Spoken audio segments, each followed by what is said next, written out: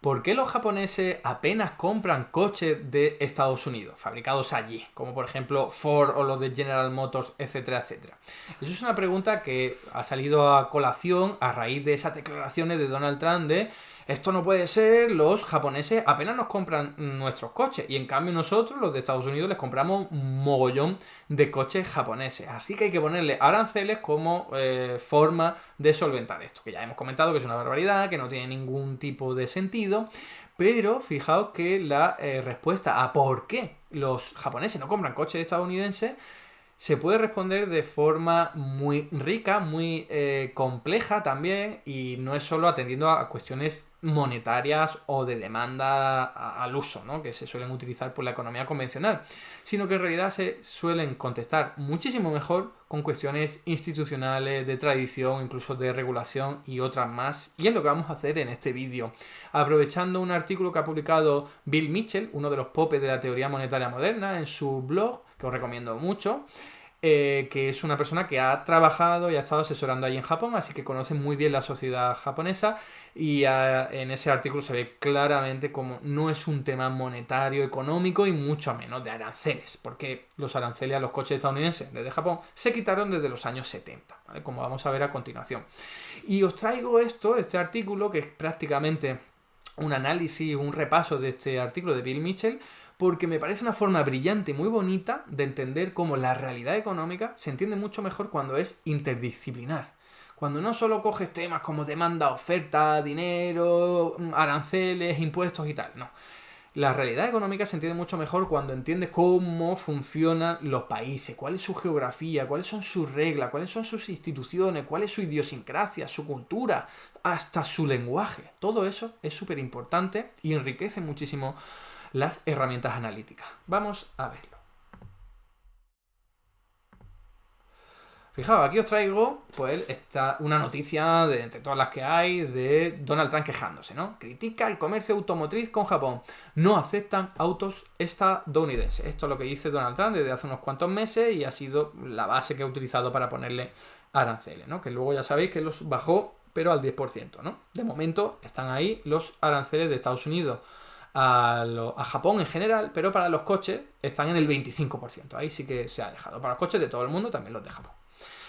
Os leo un extracto muy chulo de Bill Mitchell, del artículo este que os decía, para situarnos históricamente, ¿vale? Porque sí, Japón, bueno, por supuesto no lo he dicho, pero la idea que tiene Donald Trump en la cabeza es le pongo aranceles, porque en teoría Japón me está poniendo aranceles a mí, o al menos son barreras no arancelarias, pero que impiden que mis coches estadounidenses puedan colocarse en el mercado de Japón, ¿vale? Entonces, es verdad que Japón tuvo aranceles y muy elevados a los coches de Estados Unidos, pero ya os he adelantado que en los años 70 se suprimieron. Y hay otras barreras que son no arancelarias, que tienen que ver con regulación, con instituciones, con cultura. Vais a ver ahora que no tiene absolutamente sentido quitarlas. Os voy leyendo. En la década de 1960, como parte de la reconstrucción de Japón posterior a la Segunda Guerra Mundial, el gobierno japonés impuso aranceles a las importaciones de automóviles en ese país.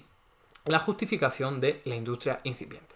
Ya sabéis, hago paréntesis aquí, ya sabéis que la industria incipiente es ahora mismo que estoy empezando a desarrollar esta industria, como de momento no es competitiva porque está apenas creciendo, es un niño, es una industria infantil, voy a protegerla hasta que se haga mayor, madure y entonces en ese momento ya podrá competir en igualdad de condiciones con los demás, ¿no?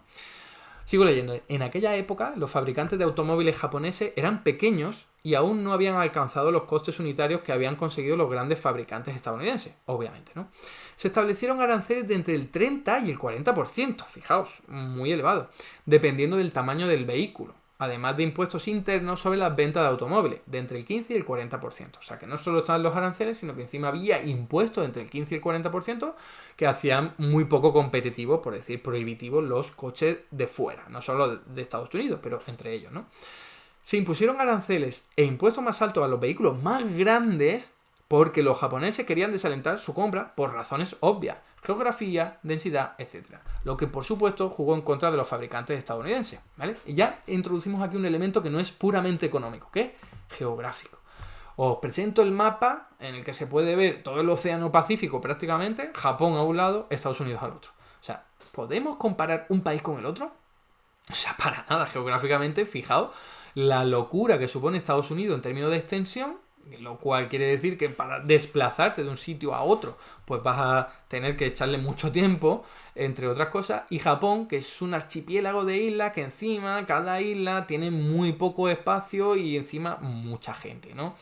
Fijaos que esto es fundamental para entender algo que podríamos decir, sí, el vehículo es un producto, pero cuidado, que el vehículo no es solamente un producto como podría ser, yo que sé, una manzana o yo que sé, una mesa. No, el vehículo se utiliza para desplazarte y eso va a depender de la planificación urbanística, de tus ciudades, de tu geografía, de las reglas, de la costumbre. En Japón, para empezar, se conduce por la derecha y en Estados Unidos por la izquierda. O sea, pequeñas diferencias que son meramente culturales y otras, como estamos comentando, que son geográficas. ¿Qué pinta un vehículo gigantesco de los de Estados Unidos, estos que son ahora están de no solo 4x4, sino los sub que están de moda en Japón? Pues no pintan nada simplemente por una cuestión geográfica. No tienes tantas extensiones, esto que estamos acostumbrados a ver en películas y series de Estados Unidos, que se tiran ahí un montón de días conduciendo, ¿no? Por esas carreteras que son larguísimas y que no acaban nunca por su enorme extensión y también su llanura. Y en Japón te encuentras otra cosa. Además, la población.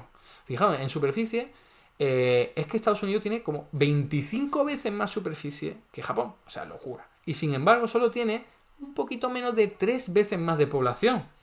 que es una locura.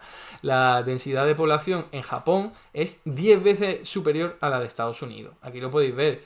En Japón es 329 habitantes con 4 por kilómetro cuadrado y en Estados Unidos es 35. Entonces, de nuevo, vamos a sumar lo geográfico, que ya hemos comentado que tiene mucho sentido de cara a los vehículos, con la población, que es que encima en el poco espacio ese que tienen hay mucha gente y no caben, y eso es muy importante de cara a los coches. Hay que ordenarlo todo para que los coches te quepan y no haya problemas de aparcamiento y de transporte. Con lo cual, los vehículos enormes de Estados Unidos vienen mal porque es un sitio pequeño y encima está muy poblado, no sabemos dónde aparcarlos, ¿no?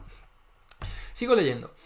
A mediados y fines de la década de 1970, los fabricantes japoneses prácticamente habían agotado la demanda interna de sus vehículos y presionaron al gobierno para que abandonara los controles de exportación con miras a vender más en el gran mercado estadounidense, ¿no? Esto es que les estaba yendo bien a las empresas productoras de automóviles en Japón, pero ya querían vender más fuera porque no les compraban tanto dentro. Así que dijeron, oye, vamos a abrirnos al mundo, ¿no? El clima político en Estados Unidos en ese momento, con Jimmy Carter como presidente, se oponía firmemente a la protección comercial, todo lo contrario que hace Donald Trump hoy, y como consecuencia las exportaciones de automóviles japonesas a Estados Unidos experimentaron un auge. O sea que Estados Unidos dijo, bienvenidos, abrimos la frontera, os compraremos productos y vosotros también a nosotros, entre ellos coches, ¿no?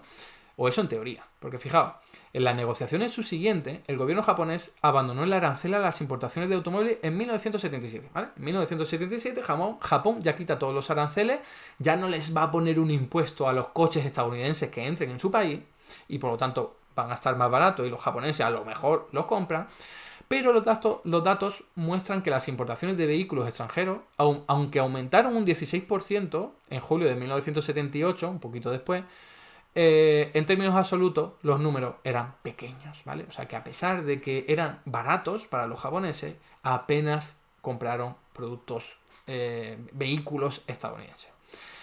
Aquí cierra, los automóviles estadounidenses no lograron entrar al mercado japonés, a pesar de que ahora la entrada era gratuita, ¿vale? Estamos hablando de los años 70.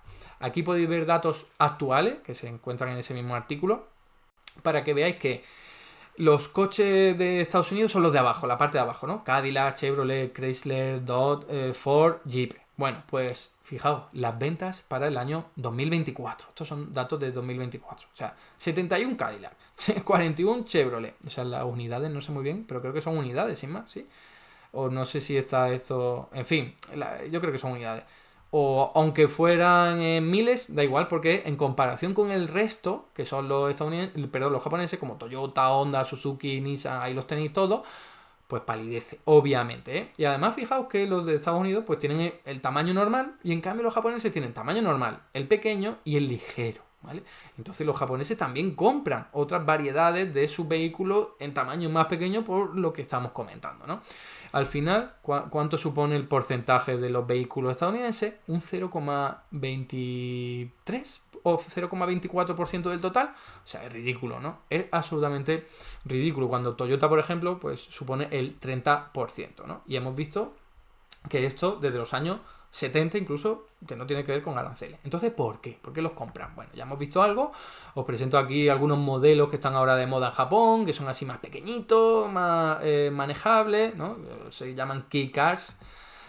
Aquí algunos aparcamientos para que veáis que están también aprovechando al máximo el espacio en ciudades de Japón. Aquí otras imágenes, otras, todas las que he encontrado para que nos hagamos un poco la idea de esto. Y fijaos que no es solo una cuestión de geografía y de densidad de población, sino también institucional, ¿vale? O de tradición, si me permitís. Os leo. Pero además de negarse a suministrar automóviles adecuados en el mercado japonés, había otra razón por la que los fabricantes estadounidenses no vendían muchos automóviles en Japón. Para tener éxito en los negocios en Japón es necesario establecer relaciones a largo plazo entre fabricantes, mayoristas y minoristas. Este sistema se basa en los principios de obligación y lealtad de la cultura japonesa, pero los fabricantes estadounidenses de automóviles no estaban dispuestos a invertir tiempo, energía ni dinero en establecer esas relaciones en Japón y seguir la regla de juego económico japonesa. Fijaos de lo que estamos hablando, ¿no? O sea que la cultura japonesa es diferente a la estadounidense y ponen otro tipo de condiciones para hacer negocios. Condiciones que los Estados Unidos no han querido cumplir porque les lleva tiempo, porque son prepotentes o por lo que sea, ¿vale? Entonces esta es una cuestión también institucional que te ayuda a entender cómo los japoneses no hacen tratados comerciales para comprarle productos a los estadounidenses, ¿no? Por pura desidia o pereza de Estados Unidos, o prepotencia, lo que sea. Además, Japón tiene estándares automovilísticos más estrictos que Estados Unidos, especialmente en relación a seguridad y emisiones. En Japón, como en la Unión Europea, Australia y la mayoría de los lugares, una agencia gubernamental proporciona la certificación de que los vehículos nuevos cumplen con los estándares de seguridad requeridos.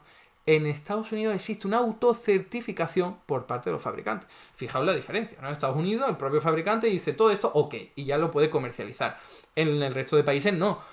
Tú haces el producto y luego te tienen que dar el ok para poder comercializarlo. Es muy diferente y obviamente es una barrera no arancelaria. No estás aumentando el producto, pero sí que estás encareciendo todo el proceso, ya que tienes que pedir permiso, eso lleva tiempo, etcétera, etcétera, ¿no? Eso es lo que Donald Trump parece que se quiere cargar, entre otras muchas cosas, que no haya este tipo de regulación para que se puedan vender muchos más productos estadounidenses en otros países, ¿no? Los grupos de presión estadounidenses también se quejan de las normas de zonificación de Japón para la distribución de vehículos de motor y los talleres de reparación, que son aspectos integrales de la planificación urbana en Japón y ayudan a que sus ciudadanos funcionen mejor.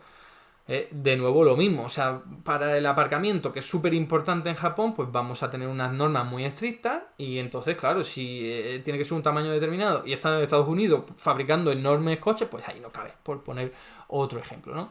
Pero es absurdo decir que estas llamadas barreras no arancelarias constituyen una restricción al comercio que debe abandonarse, como se lee entre líneas de lo que dice Donald Trump y explícitamente en el documento ese que publicaron el día 2 de abril, ¿no? El mal llamado Día de la Liberación y de los aranceles, entre comillas, recíprocos.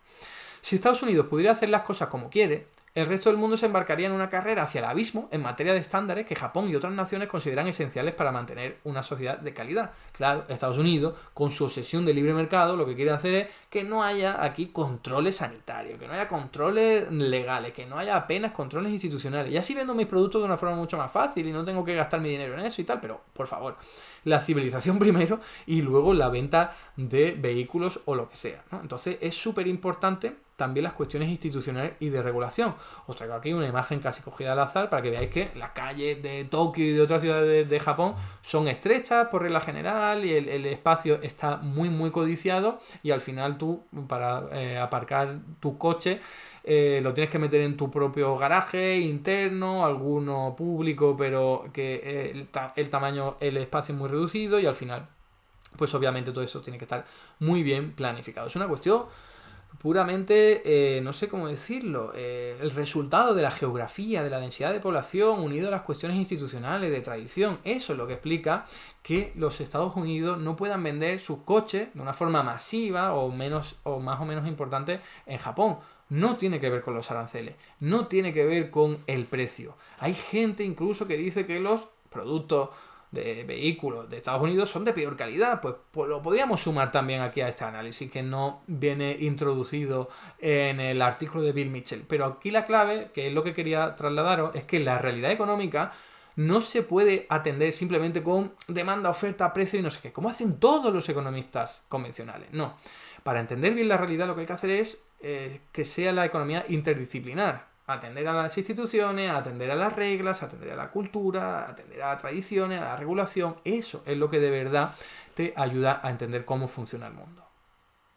Hasta aquí el vídeo de hoy. Muchas gracias por estar ahí y si te ha resultado interesante, no dudes en comentar, darle like y compartir, que la teoría económica dominante no se combate sola.